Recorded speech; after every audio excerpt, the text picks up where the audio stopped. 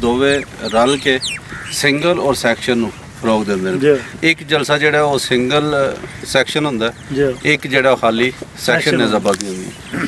Single ਵਿੱਚ ਇਹ ਕਿ ਹਰ ਸਵਾਰ ਜਿਹੜਾ ਉਹ ਕੱਲਾ ਭਜਦਾ, ਉਹਦੇ ਘੋੜੇ ਦੀ ਸਵਾਰ ਦੀ ਬੈਠਕ ਪੁਰਾਣੀ ਰਿਵਾਇਤ ਬਰਕਰਾਰ ਹੈ। ਪੁਰਾਣੀ ਰਿਵਾਇਤ ਉਹਦੇ ਵਾਸਤੇ ਜਿਹੜਾ ਸੂਬਾ ਜਲਸਾ ਨਿਜ਼ਾਬਾਦੀ ਐਸੋਸੀਏਸ਼ਨ ਦਾ ਆਗੂ ਇੱਕ ਫਰੋਗ ਨਿਜ਼ਾਬਾਦੀ ਦਿੰਦੀ ਹੈ। ਉਹਦੇ ਵਿੱਚ ਸਾਰਿਆਂ ਨੂੰ ਬਾਹਰੋਂ ਵੀ ਬੁਲਾਇਆ ਜਾਂਦਾ। ਇੱਕ ਜਲਸਾ ਅਸੀਂ ਸਿਰਫ ਗੁਜਰਾਤ ਦਿੰਦੇ ਹਾਂ ਔਰ ਦੂਸਰਾ ਜਿਹੜਾ ਉਹ ओपन ਹੁੰਦਾ ਜਿਹਦੇ ਸਾਰੀਆਂ ਟੀਮਾਂ ਹਿੱਸਾ ਲੈਂਦੀਆਂ ਨੇ। ਬਹੁਤ ਸ਼ੁਕਰੀਆ ਸੀ ਐਮਜ਼ੈਡ ਟੀਵੀ ਦਾ ਨਾਮ ਲਿਆ ਲੈ ਕਿ ਜਿਤਨੇ ਵੀ ਸਾਫੀ ਨੇ ਸਾਡੇ ਭਾਈ ਨੇ। ਮੈਂ ਤੇ ਸਾਰਿਆਂ ਦੋਸਤਾਂ ਨੂੰ ਕਹਿੰਦਾ ਵੀ ਤੁਸੀਂ ਸਿਆਸਤਦਾਨਾਂ ਦੀ ਕਵਰੇਜ ਕਰਦੇ ਹੋ, ਕ੍ਰਿਕਟ ਦੀ ਕਰਦੇ ਹੋ, ਇੱਥੇ ਆਓ। ਨਾਲੇ ਐਂਟਰਟੇਨਮੈਂਟ ਤੁਹਾਡੇ ਵਾਸਤੇ ਬੜੀ ਜ਼ਬਰਦਸਤ ਹੈ। ਔਰ ਨਾਲ ਇਨਸ਼ਾਅੱਲਾ ਜਿਸ ਚੈਨਲ ਨੂੰ ਤੁਸੀਂ ਆਪਣੀ ਵੀਡੀਓ ਭੇਜੇ ਤੋਂ ਲਾਣ